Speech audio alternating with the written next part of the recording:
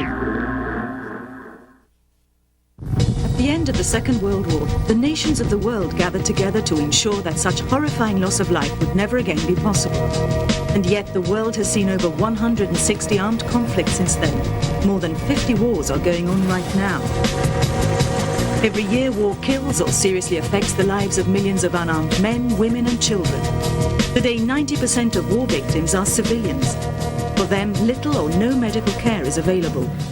Emergency Life Support for Civilian War Victims is a non-profit organization founded in 1994 to intervene in this humanitarian crisis. Emergency is independent, neutral and non-political. Its mission is to provide high-quality medical and surgical care free of charge in war-torn areas and to promote a culture of peace, solidarity and respect for human rights. Emergency builds and administers medical and surgical centres worldwide, staffing them with foreign and local personnel trained on site. In war zones, cluster bombs, high-velocity bullets, rockets, shrapnel and anti-personnel mines wound and maim young and old alike every day. Mines lying undisturbed continue to function as weapons for years after conflicts have ended, disabling generation after generation. 1/3 of all war victims are children.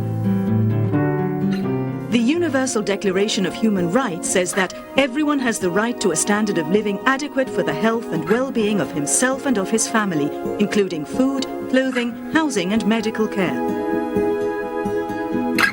Accordingly, Emergency believes that its patients should receive the same high standard of care and rehabilitation that we expect for our relatives and friends. To connect its surgical centres to remote areas, Emergency has also created more than 50 first aid posts. Here, doctors and nurses provide initial emergency care and arrange safe and rapid transportation of patients in need of surgery. Often the only medical facilities available to the local population, these first aid units have evolved into outpatient clinics that provide paediatric, obstetric and gynecological services, as well as primary care. As it has evolved, Emergency over the years has expanded the scope of its mission in other ways.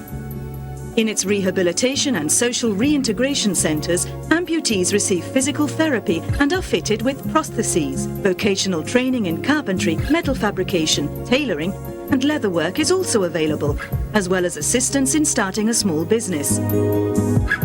Today, Emergency advises 160 cooperatives in Iraq and employs many former patients in its facilities.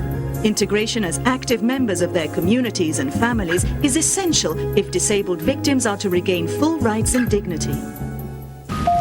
Every day, Emergency workers learn that the wounded and maimed are not the only victims of armed conflict. Any person who cannot receive adequate care must be considered a victim of war. Therefore, today, Emergency also operates maternity centres and paediatric units. The creation of the Salam Regional Centre for Cardiac Surgery in Khartoum, Sudan, is one of Emergency's latest projects. With satellite centres in 9 neighbouring countries, the Salam Centre aims to expand the right to medical care while promoting cooperation across an area almost as large as Europe. Since 1994, Emergency has treated more than 2 million patients. Today it manages medical and surgical centres and public health programmes in 8 countries: Iraq, Cambodia, Afghanistan, Sierra Leone, Sudan, Sri Lanka, and Nicaragua. Emergency has also realised and handed to local health authorities humanitarian programmes in Angola, Rwanda, Eritrea, Algeria and Palestine. From raising funds to creating awareness, from collecting medical equipment to recruiting and training medical personnel, Emergency depends on thousands of volunteers. In Italy, where it was founded, and since 2005, now also in the United States.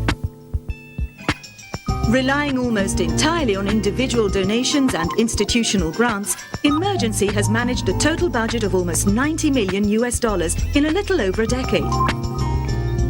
In line with its mission, only a small fraction of its resources are used for overhead.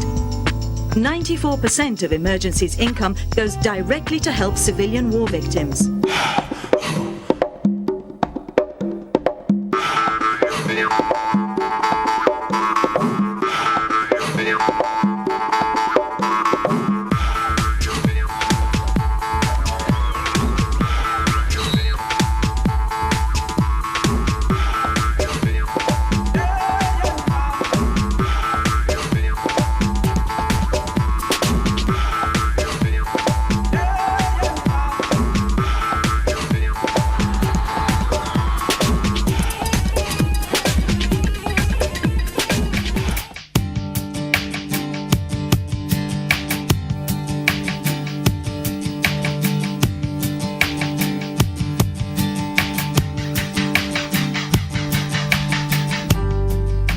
Promoting equal dignity and rights for all human beings is the only true preventative medicine for war. Help emergency, life support for civilian war victims.